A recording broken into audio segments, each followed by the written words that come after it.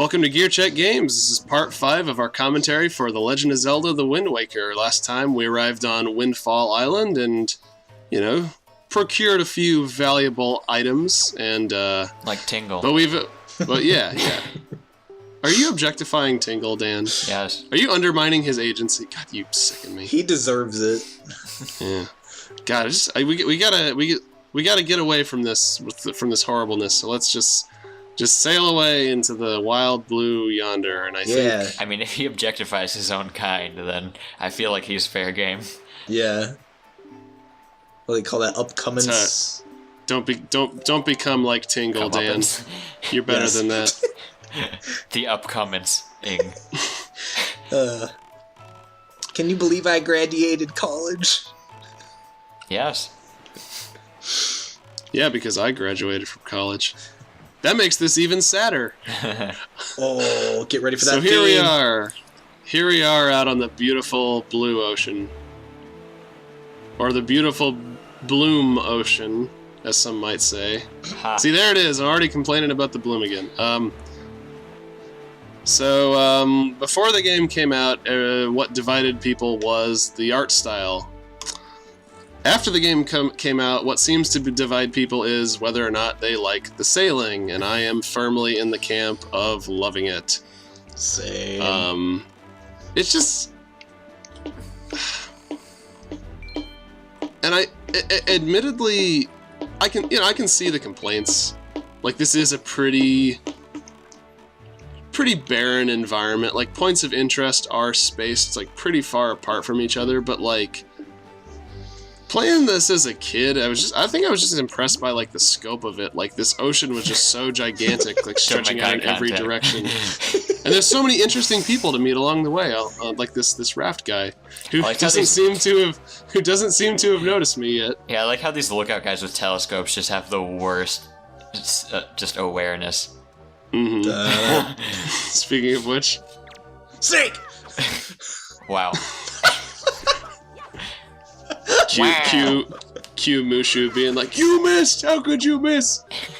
He just so, drowned! yeah, I guess we might as well take his loot. Yeah, I don't know, this... Especially in, like, a post-Breath of the Wild world, I can see how it's easy to criticize the Great Sea for just being, too little spread across too big of an area, but I don't know, I've always just found it fun. Which is funny because I've heard a lot of people hate on Breath of the Wild for having too big of a map. The joke being that you can never please a Zelda fan. I mean, that's what I was going to say too, Dan, is like, there are parts of Breath of the Wild's overworld that are barren, but like, it's still, like, there's still a lot to do there. Well, and there are times where, like, the game's atmosphere and just overall, like, feeling can kind of carry you through when there's not a whole lot of action, per se, happening. Yeah, I mean, it's kind of like it's like the ladder in Snake Eater, where it's like, sometimes you just need times to decompress, I guess, and digest the information. Or just, take in the surroundings and the atmosphere. Yeah. Just kind of take a break for a little bit. Although, to be fair, and to present a counter argument, you don't have to go up that ladder between every area of Snake Eater. That's true. But you can also just fast travel. Yeah, that's true. Fairy guts. Yeah, it always kind of weirded me out how they're like, in other Zelda games, the fairies... Well, okay, starting with, like, Ocarina of Time, the fairies are just, like, a little, like, light ball with butterfly wings. But here they're, like, little people. And I don't know, I always got this, like, you see, when Link catches one in a bottle, you can kind of see it, like, pounding on the glass, like, it wants out, and it's like, what does he do to those fairies? I just realized, in all of the games that have, like, little ball fairies, the great fairies are human-looking. And in this one, they have, like, humanoid-looking little fairies and very, like, otherworldly great fairies. Oh yeah, the great fairies in this game are awesome. Probably my favorite design in the series. guess I don't remember how they look in this one. I'll have to see them again. They kind of look like Fi from Skyward Sword. In fact, I remember before Skyward Sword itself was like formally announced, they had this piece of concept art that was just like Link and Fi, but with no like context or explanation. And everybody thought she was related to the Great Fairies from Wind Waker because of like her appearance. I mean, maybe she is. Everybody get your claves out. This is the best theme in the game. Good music here on Dragon Roost. What if this is actually like the aftermath of the Master Sword got all screwed up and the seal broke or whatever, and Fi escaped from Hyrule and repopulated as Great Fairies. Oh God. That's why you have to go back in time and ensure that Fi never breeds. Although, if the Great Fairies are her descendants, then I gotta say, they're a lot more soft-spoken than she was. And I appreciate that. Because life's too short. Well, they're at least less they don't talk your ear off. Less long-winded. Yeah. Ironic. So here we have the Wind Waker. This game's iteration on the ocarina, introduced in Ocarina of Time, of course. This one lets you summon angels to sing. Oh no. You guys like old memes? Because I do.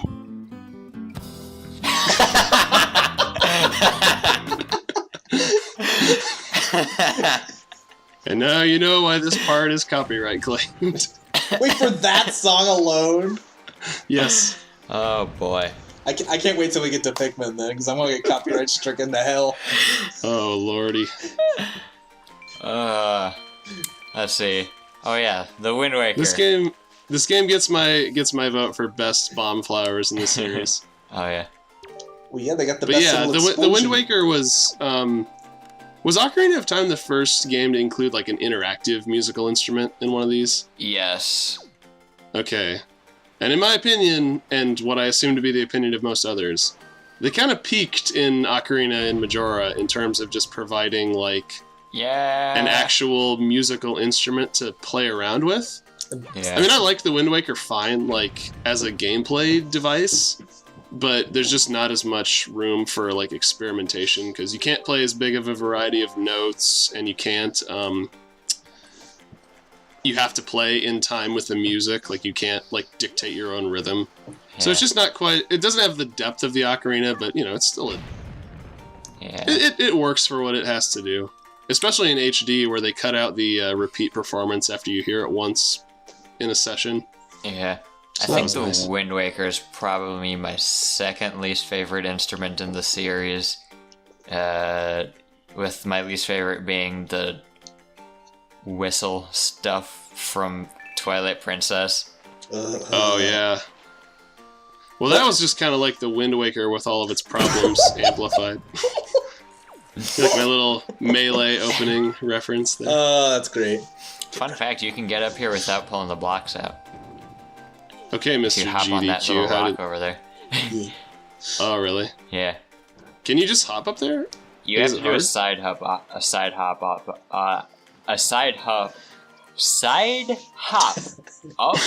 onto it, or a backflip, presumably.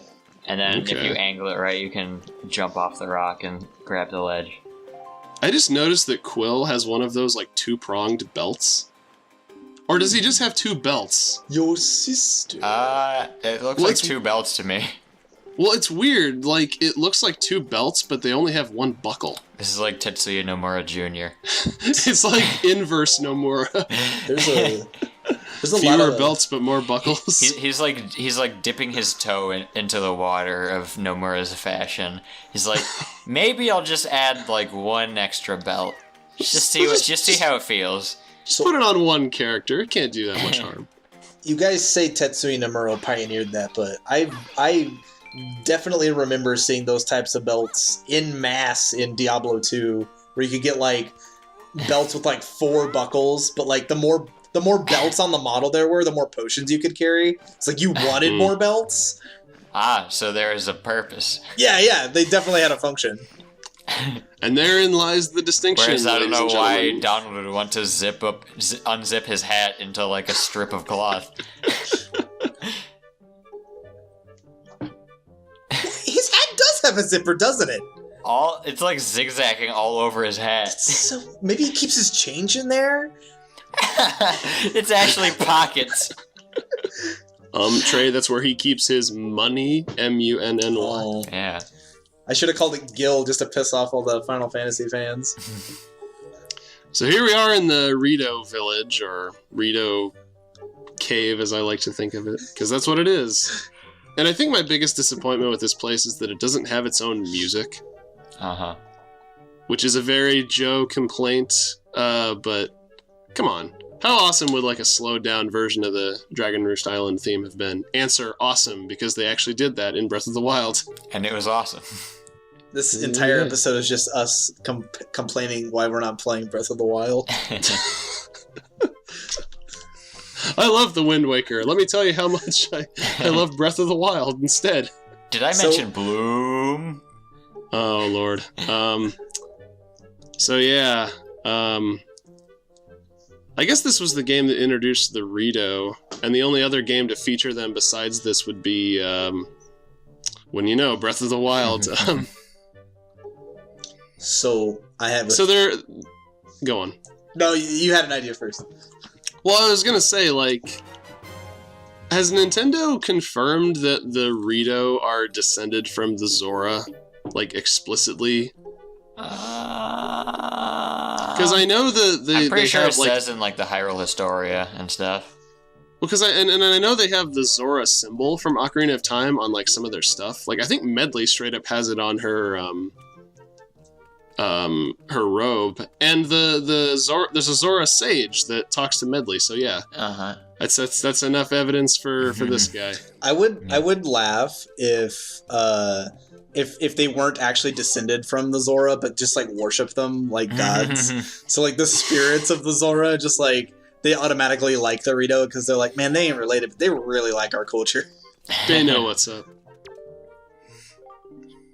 It is kind of because. I mean, it is kind of strange that this seafaring, like, aquatic race, the world is flooded with water, and the seafarers decide, oh, you know what, we don't want to swim anymore. Let's take this guy. Wait, because they were banished from the sea by the goddesses, or something like that. Okay. Whatever you say, Mr. Anuma. I'm gonna go out on a limb here. Also, hi, Medley. So, like, Father's letter. Most of the Zoras we met in, like, Ocarina and, like, past Zeldas were, like, River Soras. River Soras. Oh, no, not Atlantica, not again. Oh, no! I can't take it again. So, like, they're River Zoras, so, like, maybe, like, the salinity of the sea just wasn't compatible, so, like, the ones that could adapt did. That could be. Boom, biology. Yeah, the sea Zoras just turned into, like, the giant squid enemies. We have like 12 eyes. I'm pretty sure the only games we've seen sea Zoras in take place in alternate dimensions or something.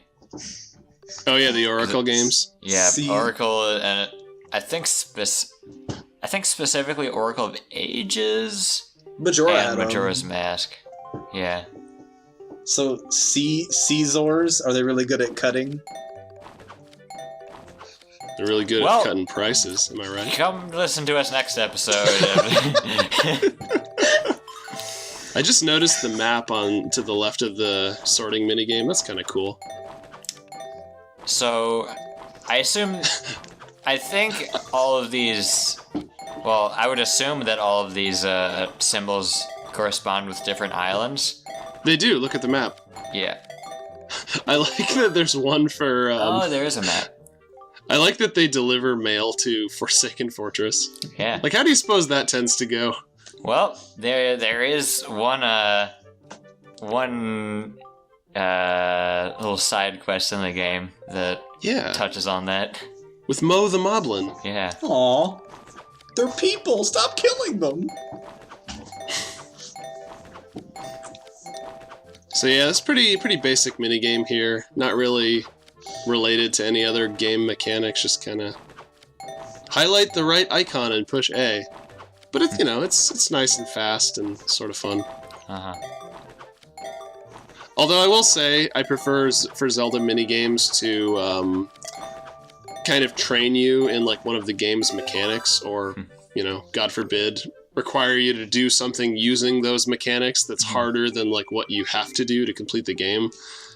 And I think Majora's Mask would probably come out on top in terms of minigames, because like everything you do in that game is okay, I probably didn't need to show this 3 times, but you get like... You gotta get the salary increase. Link's gotta put food on the table. Mm-hmm. For Grandma. We gotta do it for Grandma! He's gotta pay for those soup ingredients. Mm-hmm. He's gotta feed his chicken girlfriend. Medley. They just met, dude, come on. Seed. Birdseed. What do you think the Dorito eat? Birdseed. Birdseed. Wow, you were just consistently getting 29. Yeah, did I get it all 3 times? Oh man. I could put that on a resume. Yeah. I was just working on my resume today. I'll have to add that once we get off here. I mean, if the Dorito aren't fish anymore, they can feasibly eat fish now and it not be cannibalism. So now that he's off screen... Do you start with a bigger wallet in HD? Yes, you do. I think the original gives you 200, yeah, it was and 200. The HD starts you with 500. Anyway, now that he's off screen, little Easter egg, the guy working the mail desk has the same face as the running man from Ocarina of Time. Yeah. So, that guy you just talked to... I never really noticed that beak in Ocarina. Yeah. I guess his nose is the only thing that's grown over the years. Kind of looks like Hank Hill. He's just become a bird man. I say the ocean's no place for propane. You want me to deliver the letters to where? He couldn't find his ladder, so he had to grow wings to go up and teach that Goku a lesson. That Prince Kamali ain't right, I tell you what. I'm trying, guys. I'm desperately trying. That's a really nice nightlight. As you can tell. Yeah. This is his precious Dragon Ball. Why won't his dad... Okay. I know we talked over the cutscene where his dad, the chief, was like filling us in on everything, but like, why doesn't his dad bring him the letter? Or God forbid, just come in and talk to him? Is it because he won't listen? They have a if so, why would he listen to Link? Because Link can relate to the kids. He just got that natural charisma, I guess. I don't know. I like the red eyes on a lot of these Rito. They're very, very striking. Just cool designs in general. Yeah. Even though they're basically just like Hylians with a beak stapled to their faces. And wings, sometimes. Mm-hmm. Yeah, sometimes. Yeah, when they need them. They get the wings from Valoo, right? Oh, yeah. Valoo the bear.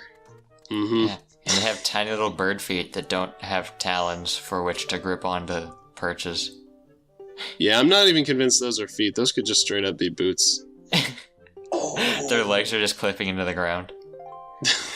You just reminded me of one of my biggest complaints about Fire Emblem Awakening. So, like, in the overworld, all of your characters have, like chibi models where they just have stick feet. But they also have those chibi feet in battles. So you've got these, knights on horseback with these, little stub feet. And you're like, where are you? This is the rest of your foot! That's why they're riding on horses, because their feet can't carry them. Exactly! Wait, so is everything else on model except for the feet? Yeah, the feet are the only thing. And it bothers me, because everyone just walks around on stick legs. That is bizarre. It's like Baby Legs Johnson or whatever. I think that was a Rick and Morty character. Yeah. Probably. What bothers me even further is some of them do have, the rest of their foot, but it's this, 3-polygon triangle, at the base of their foot. You're like, that's not visible! I know it's out of camera focus most of the time. I mean, hey, it's better than Final Fantasy Popeye arms. Final Fantasy 7 to be exact. Or Kingdom Hearts, where you have the inverse problem, where everybody's feet are like twice as big as they really should be. So you can run in the sand. Or maybe it's just the shoes, you know, just the big old clown shoes that Sora wears. So here's a little preview for a dungeon that's way later, where you gotta... Whiffed it. Yeah. I wanted to show that off, because... One of my favorite things about Wind Waker, and I imagine this was something they were able to do as a result of war. I thought this was a no bullying channel. No, well, I guess we're showing our true colors here. I just thought it was funny. She has a different response like every time. Aww. Even if you don't throw her into a wall head first. But like, I love all the little details in Wind Waker. Like, you know, they didn't have to put any of this in. They could have just had her like slide along the wall onto the ground. But you know, instead, like she actually crashes into it. There's unique animations for it, and there's like little funny bits of dialogue. Oh, you gotta follow the wind. This is just turning into a video of let's try throwing Medley into every kind of surface. See what noise it makes. Find out which she can break through. That'd be great if the HD version just like for no reason added noises for throwing Medley into different surfaces. Like you throw into a rock and just those like added like bandages and poor Medley. You know, something just to make players feel remorse for being such terrible people. Bottle get. So yeah, now we got the most valuable item in the Zelda universe. Bottle. Empty bottle. Water. Yep. Mm-hmm. One could argue also the most valuable item in the real world as well. Water. Stay hydrated, kids. Yeah, drink your water. But what are we gonna do with a bottle of water? Drink it. Damn it! You stole my joke. Use it to make explosives, Drink of course. This dusty well of water. It's probably like mineral water. It's probably like gritty. So when I'm playing this game by myself, again, I'm kind of OCD when it comes to Zelda games. When I'm playing this game by myself, I'll keep going back down there repeatedly and watering every single bomb, even though you only need one. It makes my brain happy, okay? They must all be symmetrical. Yep, can't get through the wall, Link. Oh, you can't abuse backflips like an Ocarina? Alas, no. I'd say this game's engine is a lot less exploitable and a lot more consistent than the N64 Zelda engine. Like, you don't have any momentum coming out of rolls, which is kind of a drag, but, you know. I remember these statues being difficult to aim on the GameCube version. Oh my god, the second one gives me a hell of a time right here. Like, look at this. What? 1! Let's try it again. That should have went in. Kobe. 2! Oh my god. No dice. Slay me. Sure, now, surely the third time's the charm, 3. right? Nope. This is where I missed the, how in Skyward Sword they gave you, like, the little, like, aiming reticle for the bombs. Just so you can see where it's gonna land. And, like, the arc it'll go over. Oh. But that's it for this part, guys. Join us next time when we venture into Dragon Roost Cavern and try to catch up with Medley.